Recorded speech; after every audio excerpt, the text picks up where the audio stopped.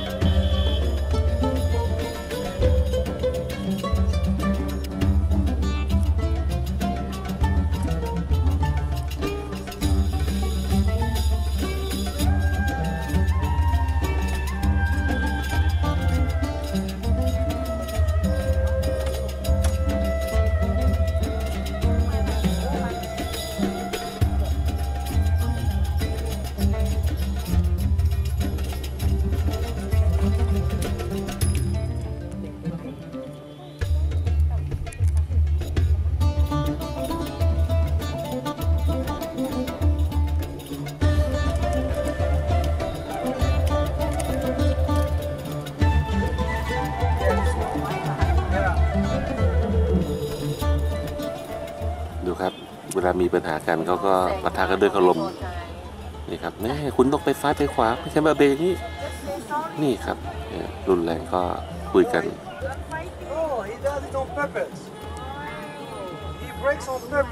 เราเถียงกันก็คือเถียงกันนะครับไม่ได้ชักปืนยิงกันครับก็ที่ท่องเที่ยวอีกที่หนึ่งที่คณะทัวร์เขาแนะนำให้มาเที่ยวครับก็เป็นเขาเรียกว่าเป็นมัสยิดคัตซันมอสนะที่2ก็เป็นพ่อของชื่อของพ่อของกษัตริย์องค์ปัจจุบันนะครับอยู่ริมทะเลเลยครับตรงนี้ครับเป็นที่ท่องเที่ยวหลักเลยนะถ้าเกิดว่ามาเนี่ยก็ต้องมาตรงนี้แล้วก็อยู่ตั้งอยู่ริมทะเลกว้างขวางมากเลยครับก็ข้างในเนี่ยจะมีไกด์เป็นภาษาอังกฤษนะทุกรอบทุก1 ชั่วโมงเขาจะแนะนำให้เลยนะเป็นภาษาอังกฤษนะครับเดี๋ยวผมก็จะลองเข้าไปข้างในด้วยเสียค่าเข้าชมอยู่ที่5 หรือ 10 เหรียญแต่ว่า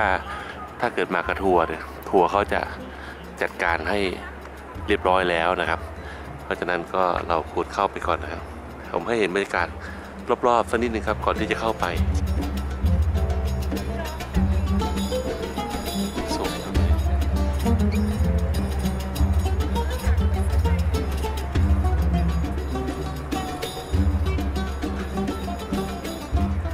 นี่ครับพอประตูไทเทเนียมขอมาดูไทเทเนียมน่าเป็นอย่างนี้เหรอผสมกันบ้างครับตรงนี้ป่ะไทเทเนียม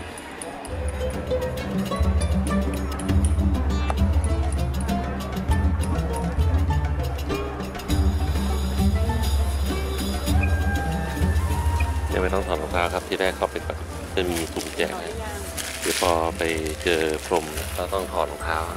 เข้ามาทำเรื่องหน่อยนะครับตอนนี้เรารอน้องคนที่เขาจะมาอธิบายเป็นภาษาอังกฤษนะครับโอ้โหข้างในดูยิ่งใหญ่ครับก็รอแป๊บนึงเราจะอธิบายให้ฟังตอนนี้ถอดรองเท้าก่อนครับแล้วก็หิ้วไปด้วยนะครับยาล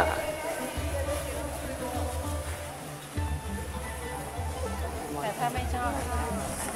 ก็เดินชมแต่ฟังเขาก็ดีกว่าฟังสักหน่อยเขาพูดว่าไงบ้างติดตามชมนะครับเราเดินตามไปดู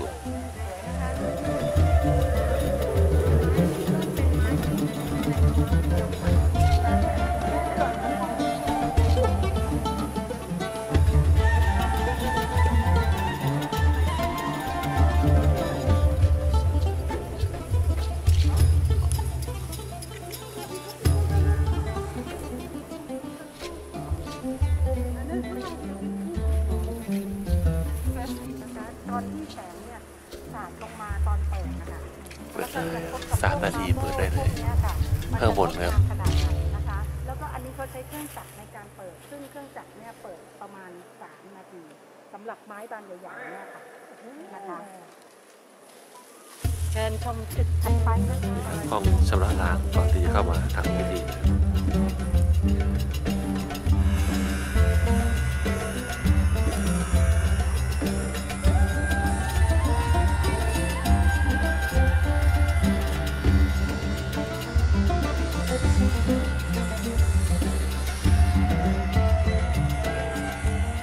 มื้อเที่ยงครับตอนนี้กำลังจะมากินที่โรงแรมริมทะเลเลยครับ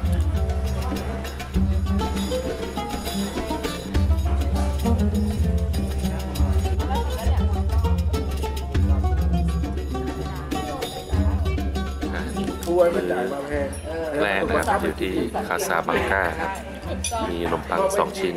ที่ผมกินไปเรียบร้อยแล้วหลังจากนั้นก็ต่อด้วยสลัดนะครับสีสันน่ากินครับสลัดแล้วก็มีมะเขือเทศมีแตงกวาเป็นปลาแล้วแบบนี้น่ากินครับจะลองชิมดูรสชาติจะเป็นยังไงบ้างนะครับอร่อยเลยค่ะเปรี้ยวค่ะยอดเลยครับดูน้องกินไปชอบมากกว่าไหมใช่ได้ไหมชิมนะครับรสชาติเป็นยังไงบ้าง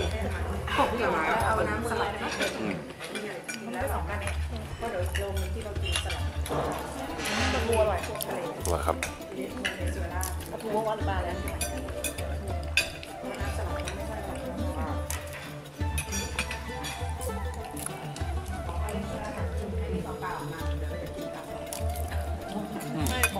ยอดครับอาหารการมีข้าวนะครับผมคิดว่าผมจะไม่ได้กินข้าวแต่มื้อนี้ในที่สุดก็มีข้าวให้ผมกินได้ครับเป็นขายข้าวผัดก็มีเป็นปลาแล้วก็นี่ครับโอ้โหหน้าตาอ้วนๆนะครับตัวนี้ดูตาโตๆน่ากินครับคล้ายๆกับเขาปรุงรสแล้วก็ไปทอดอีกทีนะครับแล้วก็มีมะนาวมีปลาหมึกมีกุ้งนะครับน่ากินมากแล้วก็ที่สำคัญนะครับวันนี้ทางทัวร์เนี่ยเขาเตรียมน้ำจิ้มซีฟู้ดมาด้วยนะครับดังนั้นเนี่ยอร่อยแน่นอนเราเอามาจิ้มกับน้ำจิ้มกินเข้าไปครับสุดยอดคงจะจิ้มให้ดูเป็นเล็กน้อยนะครับคงไม่ได้กินเยอะนะฮะว่าอยู่กับหลายคนก็ถ่ายคลิปว่าเก่งใจเขาแล้วก็นี่ครับกินกุ้งคนที่ลองจิ้มน้ำจิ้มเขาดูก่อน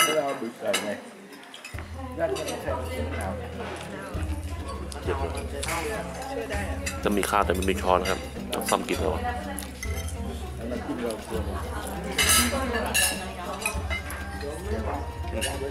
ยโอเคครับแต่ผมขออนุญาตกินก่อนกินน้ำจิ้มซีฟู้ดใส่ลงไปสุดยอดเสิร์ฟมาเขาก็เฉาะให้ด้วยครับกันมีผลไม้นิดนึงครับว่ารู้สึกพวกนอนมากเลยกินได้ขนาดไหนก็ไม่รู้ครับถ้าทานจะอร่อยครับลองดูครับว่าครับนี่มันอะไรเนี่ยทำไมไม่มีปักทำไมคล้ายๆกับเป็นอะไรเหนียว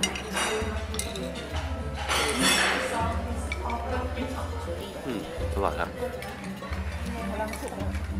ใช้ได้ครับคล้ายๆกับ